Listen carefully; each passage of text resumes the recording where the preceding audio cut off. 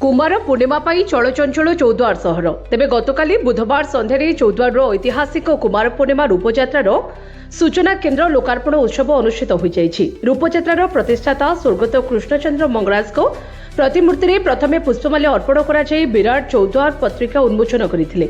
मुख्य अतिथि भाव चौद्वार कटकर पूर्वतन विधायक प्रभात रंजन विश्वाल जोग देइथिबा बेले पौरपालिकार उपाध्यक्ष शुभेन्दु सामेल, चौद्वार रूपयात्रा कमिटी सभापति सुबोध कुमार नायक, कार्यकारी सभापति प्रदीप कुमार नायक, इम्फार लोकसंपर्क अधिकारी समेत बहु मान्यगण्य अतिथि माने जोग देइथिले।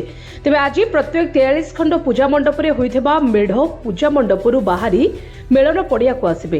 तेबे आसंताकाली सकाळ 8 घटिकारु भसाणी कार्यक्रम क्रमान्वये आरंभ हेबो। एथिपई समस्त पूजा कमिटी चलचंचल होई रहिछि। चौद्वार होइछि विराट माटी, ए माटी के कोटि कोटि प्रणाम जनाउछि। ए माटीर मनुष्य मानकु मध्ये कोटि कोटि प्रणाम जनाउछि। सर्वत कृष्णचंद्र मंगराज जांको प्रतिमूर्ति रे आज पुष्पमाल्य अर्पण करी आज सूचना केन्द्र को उद्घाटन करा गला। ए होछि ऐतिह्य। शह शह वर्ष पूर्व चौद्वार वासींकर उद्यम जो रूपयात्रा माँ गजलक्ष्मी पूजा सारा राज्य रे विभिन्न कोण में पहुंची पारी। खाली राज्य कहीं भारत वर्ष में पहुंची पारी।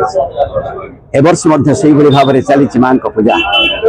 रूपयात्रा कमिटी सभापति संपादक कर्मकर्ता समस्त को धन्यवाद देवी।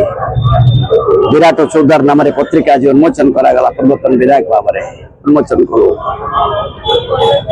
आशा करुच्ची ए वर्ष माँ पूजा जो भली भाव में रूपयात्रा कमिटी उद्यम आरंभ कर बहु पूर्व प्रस्तुत बैठक कर समस्त विभाग को डाकी एवं समस्त पूजा मंडप प्राय 45 ऊर्ध्व पूजा मंडप सभापति संपादक कर्मकर्ता मान डाकी जो भली भाव में प्रत्येक वर्ष भली कार्यक्रम करती रूपयात्रा कमिटी को अशेष धन्यवाद दूसरी।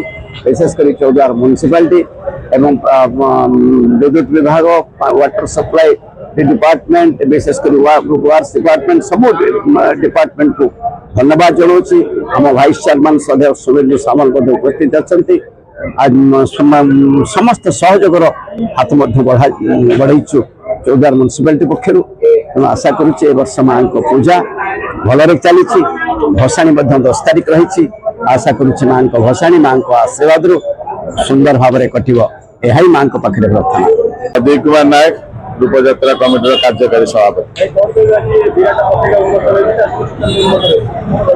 ये चौद्वार यात्रा ये 120 वर्ष ऊर्ध्व यात्रा, भाईचारा यात्रा आज विधिवत भाव आम कृष्णचंद्र मंगराज स्वर्गत कृष्णचंद्र मंगराज प्रतिमूर्ति पुष्पमाल्य एवं आमर विराट चौद्वार पत्रिका जहाँ ये चौद्वार छोट पिला को नहीं बही या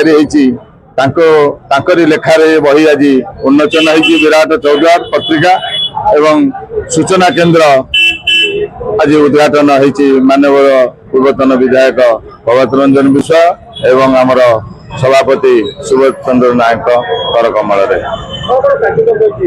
आमर आज तो सूचना केन्द्र उद्घाटन है।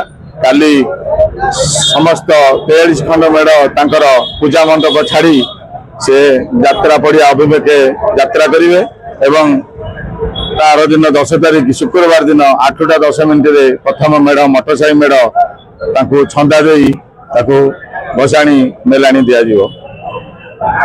सेमती जाई अस्थायी पोखरी रे विसर्जन हेबे बोली हमर विधिवत भाव प्रोग्राम अच्छे।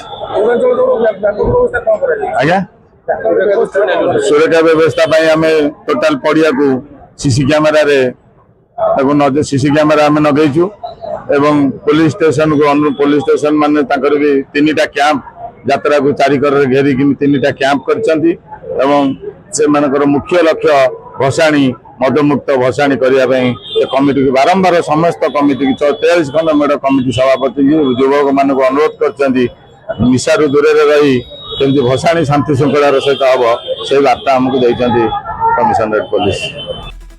कटक चौद्वार नवीन राव को रिपोर्ट, जे न्यूज।